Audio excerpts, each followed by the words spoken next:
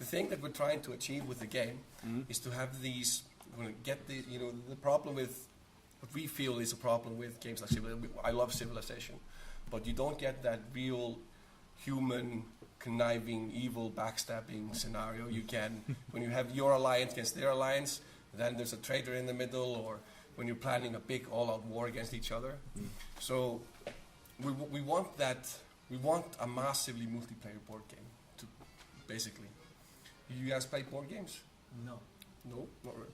Not really. Okay, that's fine. It doesn't detract. But it's only online. It's not any single-player campaign or anything. It's just It's only online. only online. Yeah. So every player on the server can interact with each other? Yes, but you are, of course, limited by distance. If you are on one side of the map, attacking somebody on the other side of the map might take days. What you want to do is you want to build up friendship with active players that are close to you, and you want to form an alliance. Because the game works as it's a collaborative game. Only alliances can win the game. So you can't win it solo, but you can go far into the game solo. But if you want to compete for the win, you eventually have to assimilate with somebody, or somebody's going to just take your lands. You can't fight against 20 other people that are close to you. But the thing is,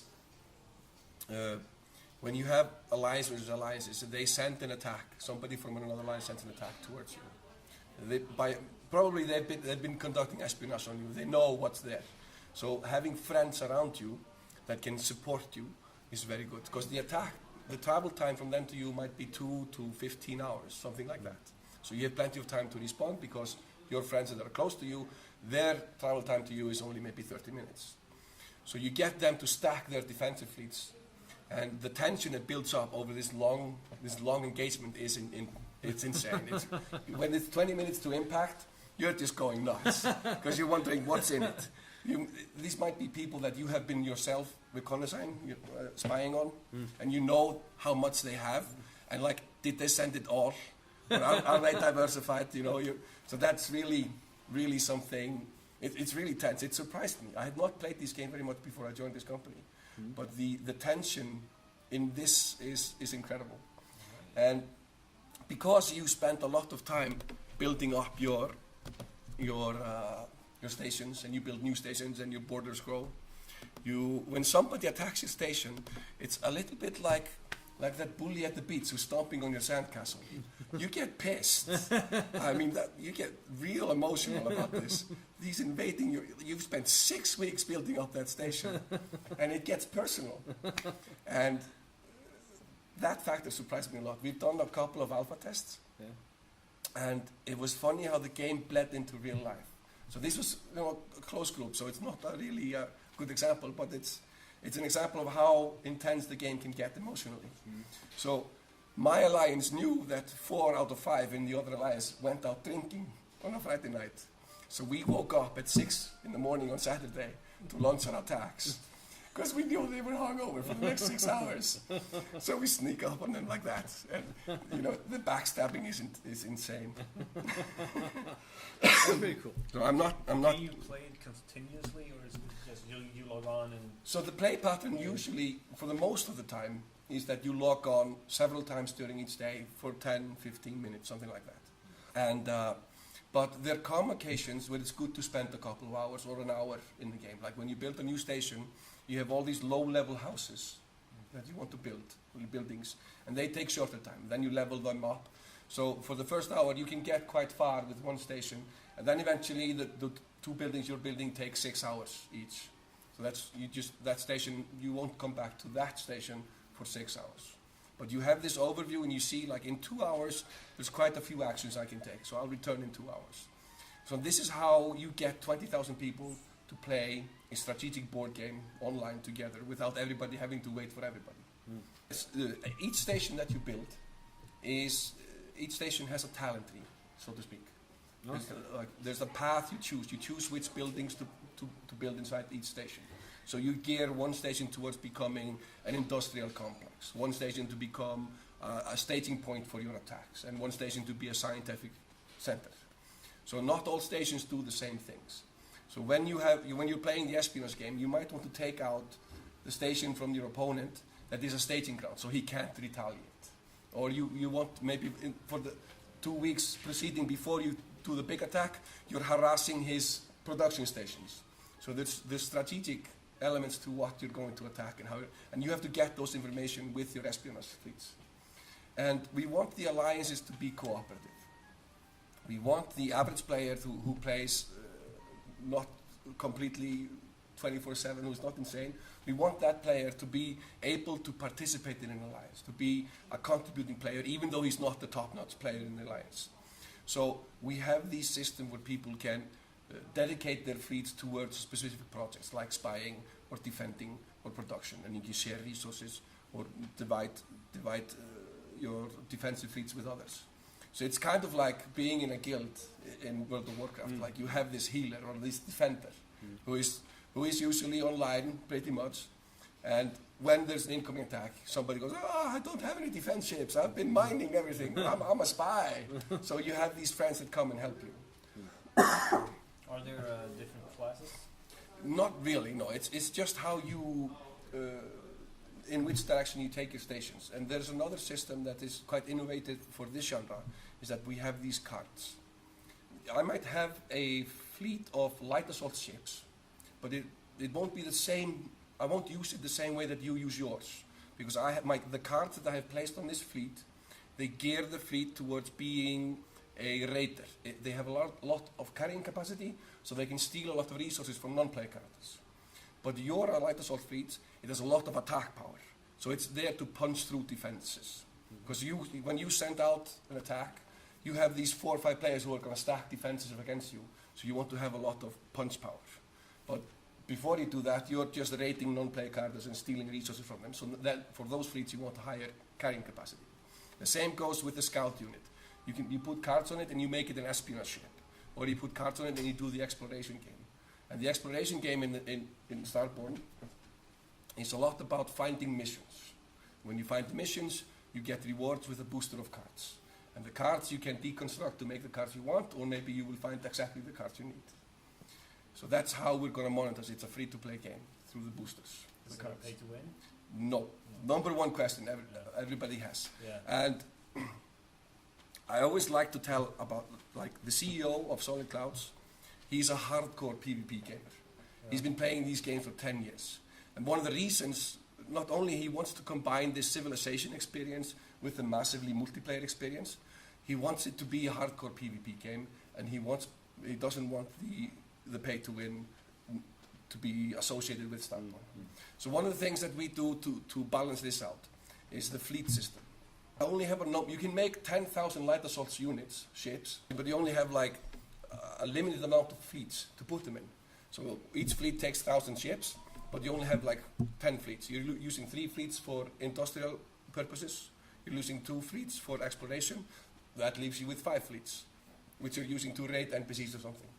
So every time you build certain buildings, you get an extra fleet. When you build a new station, you get an extra fleet. So even though that I produced 100,000 ships, I can only use 15,000, because I only have 15 fleets in total. And a new player I've been playing for 6 weeks, and somebody comes right next to me, I can't attack, he gets a protection for a few days. And the thing is that you want active players that are close to you to be your friends, because you want that support from around you. And you want to be rating the NPCs close to you and the players that are far away from you. And so proximity creates, against all odds, usually friendship. Well, it should if you're a good player.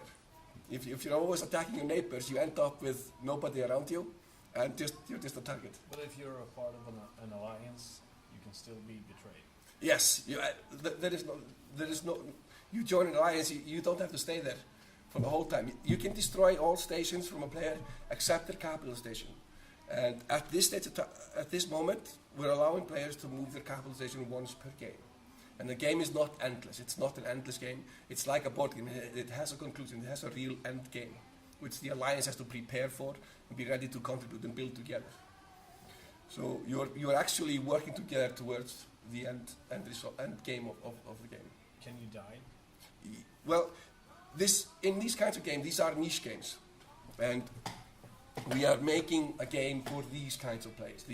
It's a slow burner. You don't jump in and get the payoff that evening. You get the payoff in 6 weeks, and it just makes it more intense. if you only have enemies around you and they're all attacking you and harassing you and you can't keep up with them and you can't use diplomacy, you've kind of lost. Unless you move the capital somewhere else, you make friends with them and just start to build up there. But what happens in these kinds of games is the people, they abandon that game and they just join another board. Okay. So you can't win every game, and you know this as a player of these games. So you get pretty far, and your alliance maybe participates in the end game, but if you do not, you just abandon the game and you start a new one. And what happens to abandoned cities, they just in a while, they will turn to NPCs, so other people can raid them. So you have, if you just make enemies around you, you will probably get destroyed. You know, but that's why you want friends around you and your enemies far away. Okay. So, but you can't like be killed and just say you lost. No, because the capital station cannot be destroyed, but it can be bombarded into like nothingness. Okay. So there's nothing there. I have an alpha phase coming soon, so you could maybe mention that if people they can sign up for the alpha, and we are putting a lot of effort into the lore and the world around Starborne, and we've actually recruited very talented and very experienced people. This guy here, he used to be the art director for EVE Online. He was EVE Online's art director for like 8 years, and the 8 years before that, he was the first concept artist, and he basically drew and created the art of EVE Online. And he is now our art director. And we have also the first game designer of CCP, the person to hold the game design position in CCP. He's the producer of Starborne. So we have great experience and great talent, and it's gonna be awesome. Here you can see, for example, this is a concept picture of the map. That's pretty. You see a sun here. There's a station here, and you have these fields that you are working on, producing metal or gas or crystals from them. These are some of the cards. This is the light assault unit. And everybody loves the red ship, but I love this one. This is the reconnaissance frigate, or the scout unit. So when you card this one, you can card it towards being exploration, where you're finding missions and doing missions with it. Or you can do it, more nefarious. You can go take it to the espionage level. And you also use cards on your stations. So if you're gearing one station towards being an espionage station or a science station, there are cards that help you make it a better one. When you're thinking about the pay-to-win aspect of the game, you should be able to focus your empire in a couple of directions with the cards that you earn just by doing the missions. You should be able to be a functioning member of an alliance and contributing to the alliance overall progress. If you would change directions too often, that might get a little bit too hard. Might want to pop a couple of euros for that. Yeah. But we know free-to-play games can be done well. We see this in Hearthstone. Yeah. And I know people disagree, but League of Legends, you can earn your heroes there. Yeah, you can. Yeah, you can. But usually people get impatient and just pay for the hero they like. Team Fortress 2, wonderful free-to-play game. I've never paid the cent in it. I played it for 7 years. So we know this can be done well, and we're going to do it well. That we want a PvP game. We don't want a pay-to-win game. Absolutely. This is always the first question I get. Yeah, but there's always some kind of pay-to-win in these kind of games, usually. Yes. Yeah. And I'm sure that a certain percentage of people will say, "Oh, that's pay-to-win." We can't fight that attitude. Some people are just, negative. Some people feel that Hearthstone is pay-to-win. I played it for 2 years from the launch, and I've spent like 40 euros on it over 2 years, and 20 euros last week. The first time I spent money in like a year. Yeah. And I play Hearthstone every day for like an hour, maybe 2 hours even. And I don't feel that I'm at a disadvantage. I just can't play all the classes, but the classes I do play, I have all the cards, and I can make everything I want to make. Yeah. And that's kind of what we want to do.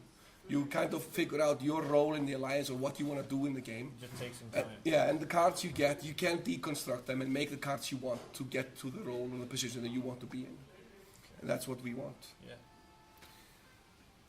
That kind of covers my pitch for now. We have all these lore items here, so you can read about the world, what the world of Starborne is like. I love this. The producer, he's actually a history major. He's got like a PhD in history, Okay. and he's using a lot of Earth history to fantasize about the future, and it's really cool. He's doing a really good job. There's a lot of people who love this stuff, this sci-fi, stuff. It's very cool art.